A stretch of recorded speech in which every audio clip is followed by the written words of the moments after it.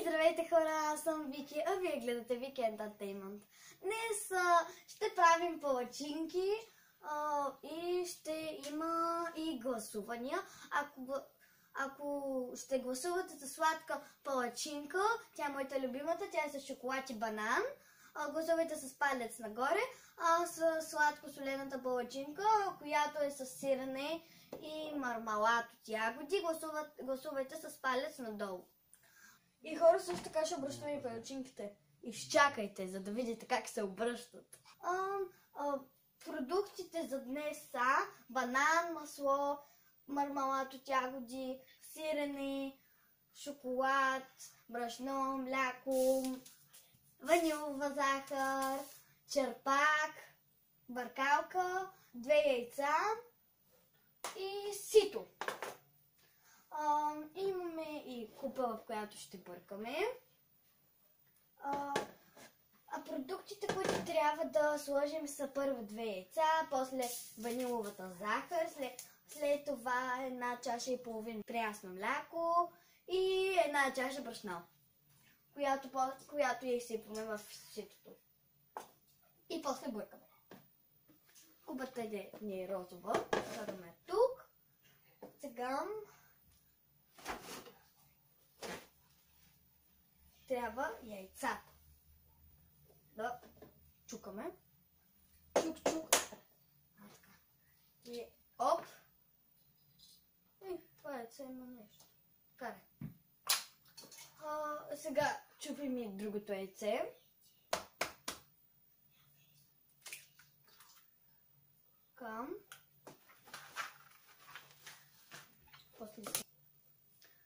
Ето така трябва да имате 2 яйца в купата, като очи.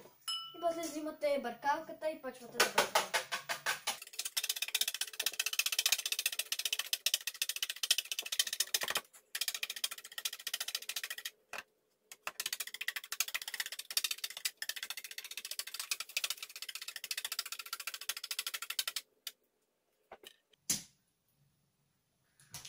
Ето, трябва да имаме разбити яйца.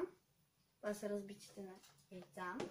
След това слагаме пакетчето ванилова захар.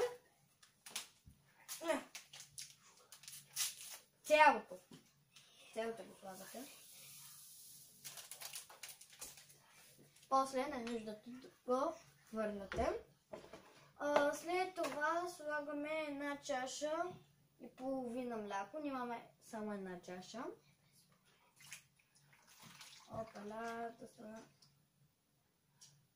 Аре. Сега да допълним още една.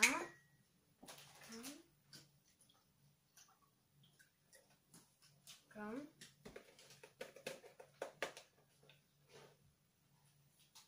Я слагаме. Тази чаша повече няма да ни трябва. Както и млякото. И слагаме в ето това сито.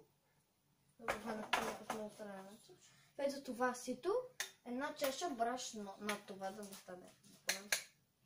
И тази чаша вече няма да ни трябва. И сега трябва да изсипете цялото. И после бада голямо бъркаме.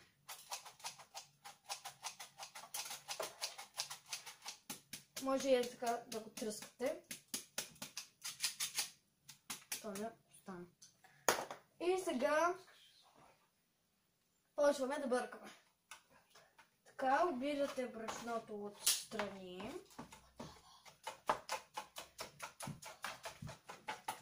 И бъркате, докато не се получи сместа.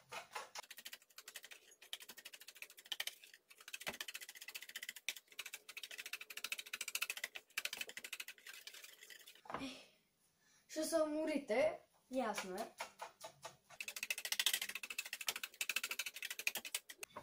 След дълго бъркане, вече няма да ни трябва това и затова го махаме.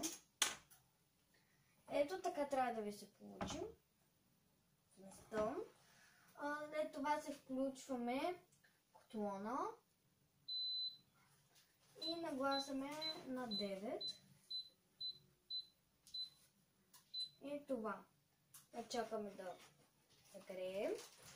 През това време ще ни трябва 2 малки чини и една голяма.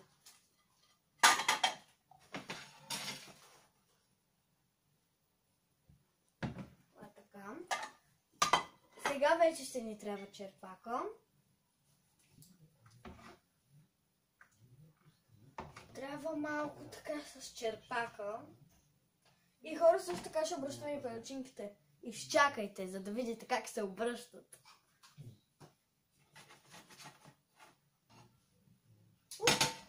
Топло. Още, обаче трябва да се загрее. През това време, тук двете чини. Вече имаме необходими продукти. Но за да слагаме шоколада, и имаме и една въжица да заслагаме. Препоръчвам ви да мажете с ето тази част. Не с която загребвате, ми с задната. За да може по-лесно да мажете. Така. Ще ни трябва и банана, който ни е нарязан. И маслото. Сега трябва да дръпнем аспиратора. И почваме да слагаме от сместа палачинки в тигана, но преди това, след всяка палачинка трябва да намажете тигана с масло и бързо да го махнете. Така. Сега дърпате тигана към вас. На мен така ми е по-удобно. И слагате.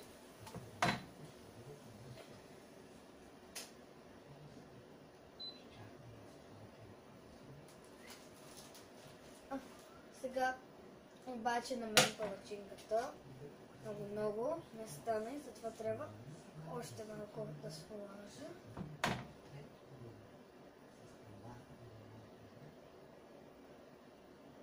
Така.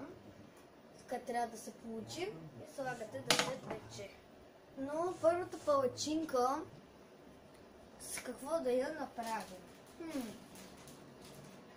С сладкосолената. Как мислите?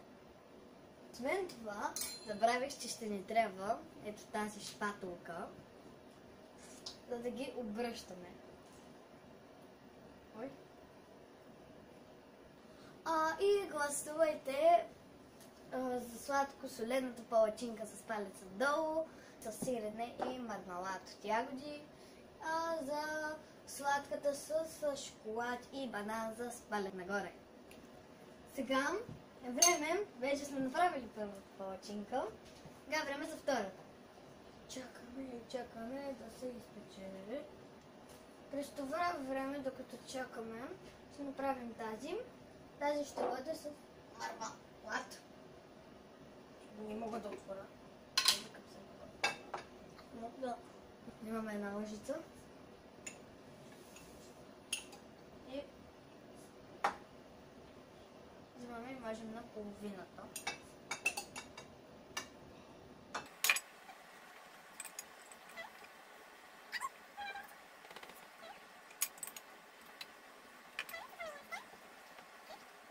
Това висва с мармалада. И сега ровним сиренето.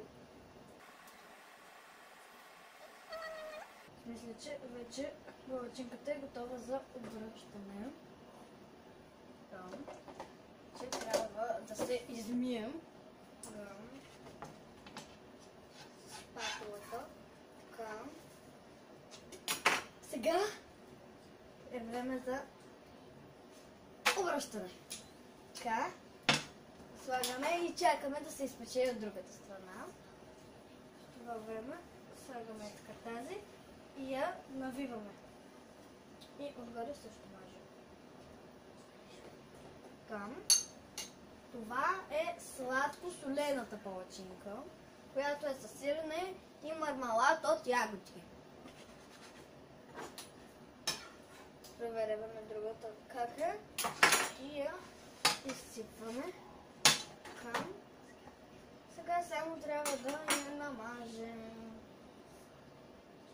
Първо мажем шоколада от едната страна. Тата тъмън ме напари.